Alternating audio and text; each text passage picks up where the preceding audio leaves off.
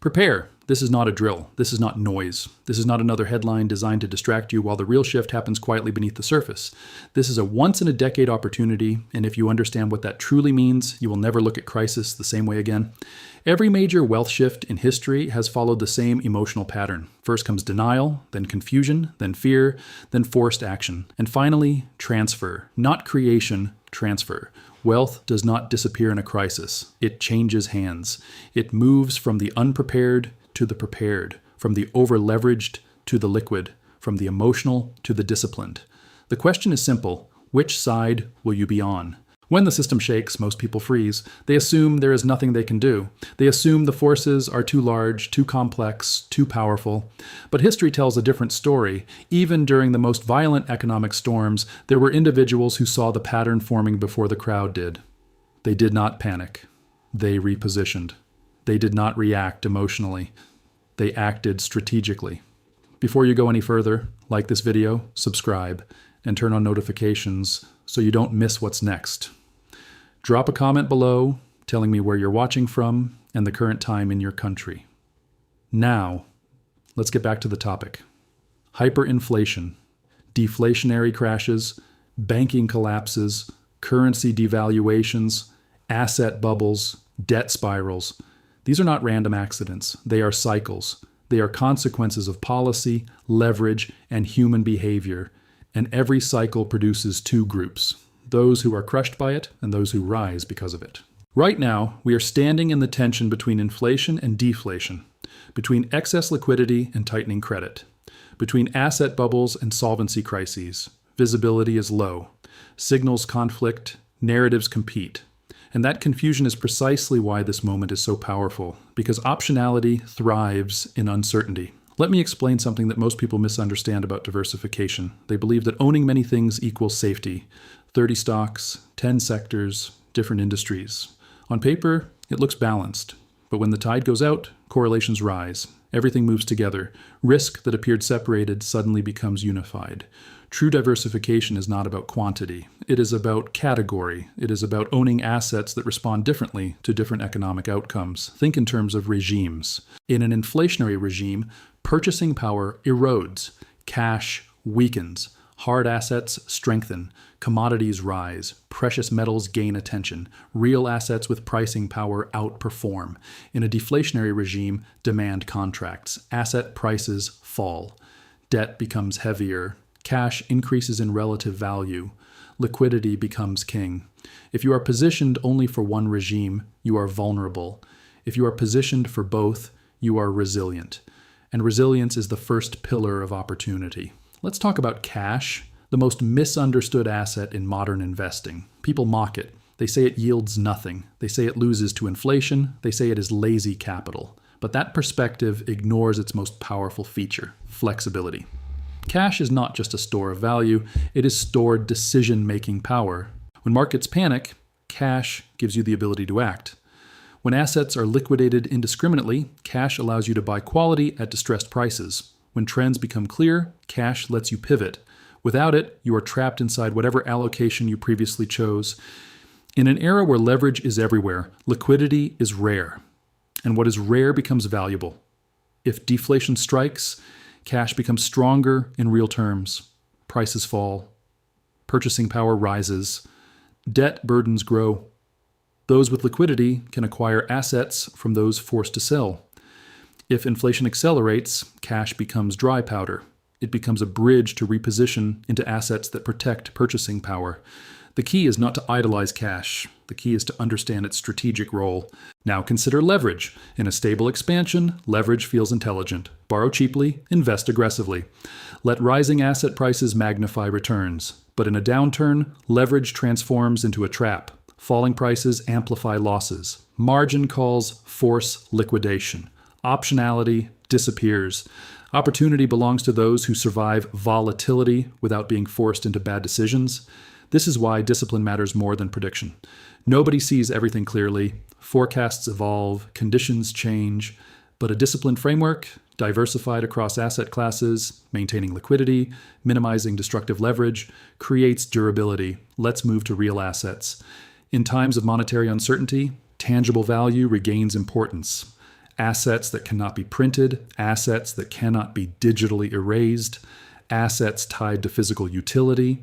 Residential real estate is not a single monolith. Location matters, migration patterns matter, tax structures matter, employment shifts matter. When people relocate, whether due to policy, opportunity, safety, or lifestyle, capital follows. Housing demand follows. Some regions cool while others ignite. Commercial real estate follows a different cycle. Office demand, retail viability, structural shifts in work patterns, these forces create longer recalibration periods. What worked yesterday may not work tomorrow. Patience becomes essential, timing becomes critical, and then there are precious metals. Gold has survived every monetary regime because it is not dependent on one. It is not a growth asset. It is not a productivity asset. It is monetary insurance. It performs differently depending on why stress emerges. In inflation, it protects purchasing power. In deflation, it can rise when currencies are deliberately weakened to counter economic contraction. In systemic stress, it represents non-digital value, an asset outside direct financial intermediaries. Allocating a portion of a portfolio to monetary insurance is not extremism. It is prudence. The mistake many make is swinging from one extreme to another, selling everything to chase a single thesis, betting entirely on collapse or entirely on perpetual growth. Reality is more complex. Systems rarely implode overnight. They bend, they strain, they adjust, they reprice. This is not about betting on the end. It is about positioning for instability. We are witnessing record debt levels. Sovereign, corporate, household, debt works beautifully in expansion. It compounds risk in contraction. Central authorities respond with liquidity. Liquidity distorts pricing. Distortion creates bubbles. Bubbles eventually confront gravity. This is not fear. This is structure. The once-in-a-decade opportunity emerges when forced sellers meet patient capital, when visibility is lowest, prices disconnect from fundamentals, when headlines scream panic, value hides in plain sight. But preparation must happen before the moment. You do not build liquidity during a crash. You build it before. You do not diversify during a freeze. You diversify during calm. You do not study monetary history when panic begins. You study it in advance. Preparation is invisible. Opportunity is visible. And this moment demands preparation. Do not confuse volatility with risk. Volatility is movement. Risk is permanent loss. The two are not identical. If you own quality assets without leverage and maintain liquidity, volatility becomes a tool rather than a threat. If you are overexposed, illiquid, and reactive, volatility becomes destructive. Let's talk about psychology. The majority will wait for clarity. They will say, once things stabilize, then I will invest.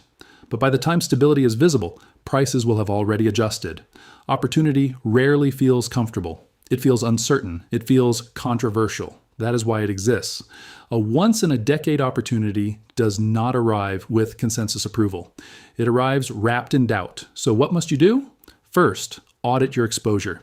Identify concentration risk, identify leverage risk, identify liquidity risk. Second, create balance across economic outcomes. Inflation hedge, deflation hedge, growth exposure, stability reserve. Third, maintain adaptability. Conditions change. The disciplined adjust. Fourth, reject emotional extremes. Avoid panic. Avoid euphoria. Both destroy judgment. You are not powerless in a macro storm. You are only powerless if you refuse to prepare. History proves something remarkable. Even during monetary chaos, even during currency destruction, even during severe contraction, individuals who recognized structural shifts early preserved and often multiplied their wealth. Not by gambling, not by predicting headlines, but by understanding regimes. This is that kind of moment. Debt saturation, policy experimentation, asset repricing, migration shifts, monetary distortion, liquidity cycles. These are not random fragments. They are interconnected signals. The crowd will chase yesterday's winners. The prepared will position for tomorrow's adjustment. The crowd will argue narratives. The prepared will structure portfolios. The crowd will react emotionally to volatility. The prepared will use volatility strategically. You are standing at a crossroads between complacency and preparation. If you do nothing, you default into whatever the system delivers. If you prepare, you create optionality. and optionality is power. This is not about getting rich overnight. It is about protecting purchasing power, preserving capital, and being positioned when forced liquidation creates value. Once in a decade does not mean comfortable. It means rare. It means cyclical reset. It means structural rebalancing. It means the window is limited. Prepare now, because when the shift accelerates, it will not wait for you to finish thinking.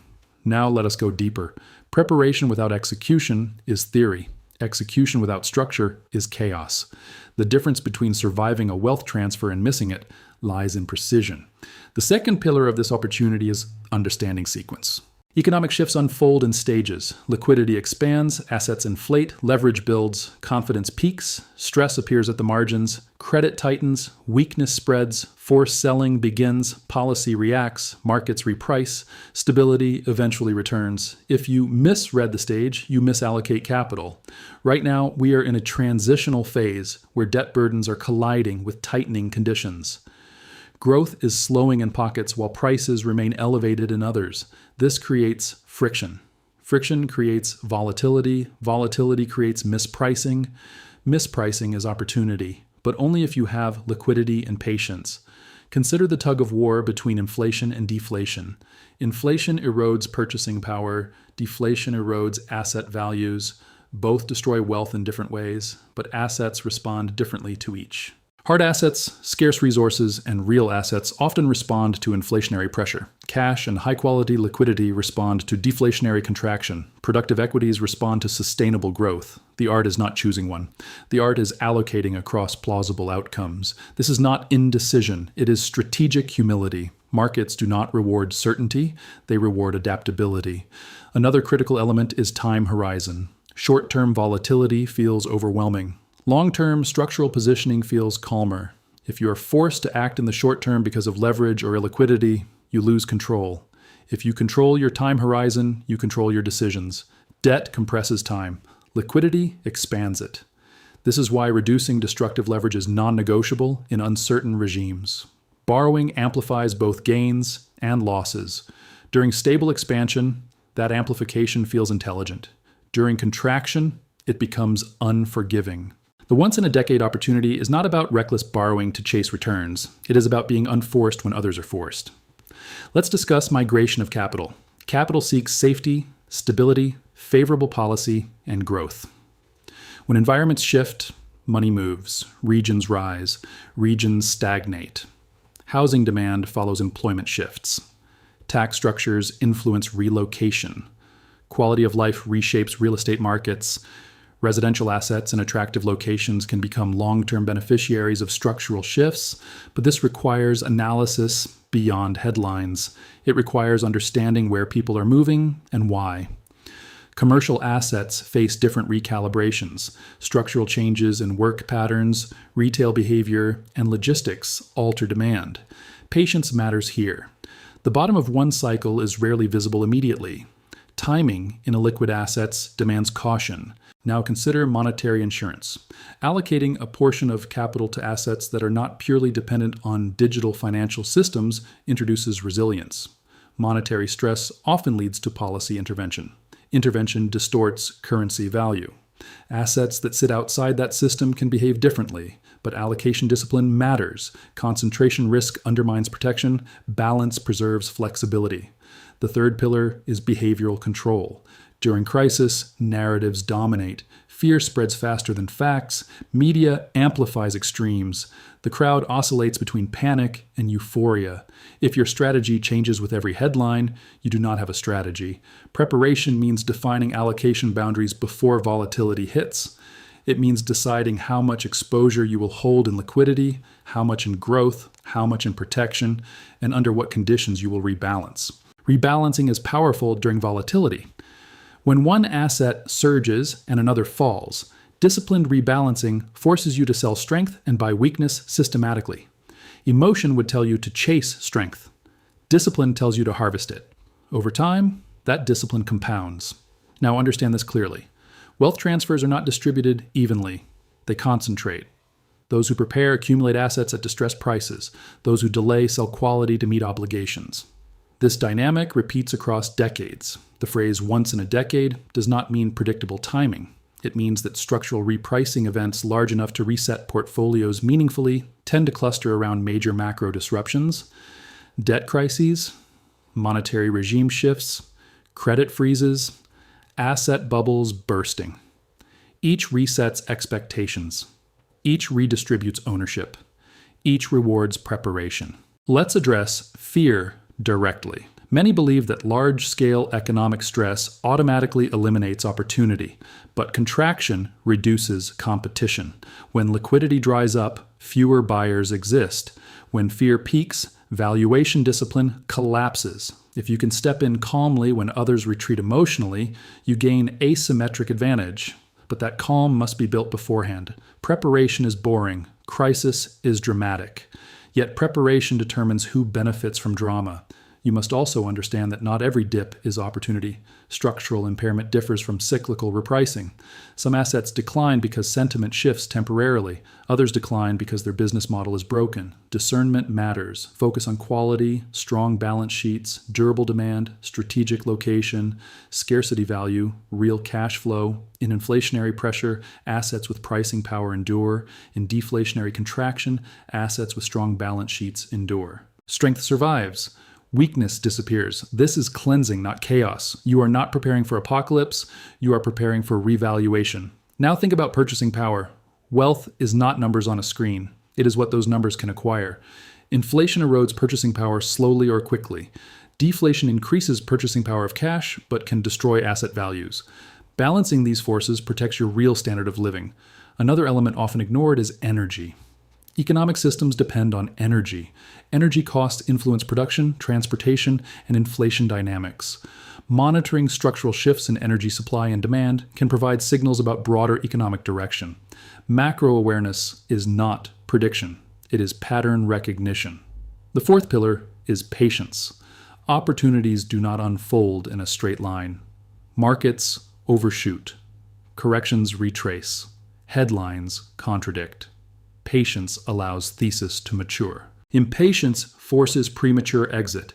In every wealth transfer event, those who held quality through volatility often outperformed those who attempted to time every swing. But holding blindly is not discipline. Holding with analysis is. Finally, understand the asymmetry of preparation. The cost of preparing, diversifying, holding liquidity, reducing leverage, allocating to protection may feel like opportunity cost during calm periods, but the benefit during crisis is exponential. Insurance feels unnecessary until it is essential. Liquidity feels unproductive until assets are discounted. Diversification feels redundant until correlations spike. Preparation feels excessive until volatility arrives. And when it arrives, it is too late to build from scratch. You are living in a period of elevated debt, shifting policy, tightening liquidity, and structural economic adjustment. That combination does not persist indefinitely without repricing. Repricing creates discomfort. Discomfort creates forced decisions. Forced decisions create transfer. You can be the forced seller or you can be the patient buyer. That choice is not made during the crash. It is made today. This is your moment to step back, think clearly, and prepare deliberately. A once-in-a-decade opportunity does not announce itself politely. It emerges through volatility, uncertainty, and structural change. If you build resilience, maintain liquidity, diversify across outcomes, and control emotion, you will not merely survive the coming shifts. You will position yourself to benefit from them. Preparation is power, discipline is advantage, and the decision to act before the crowd is what separates those who watch history unfold from those who shape their place within it.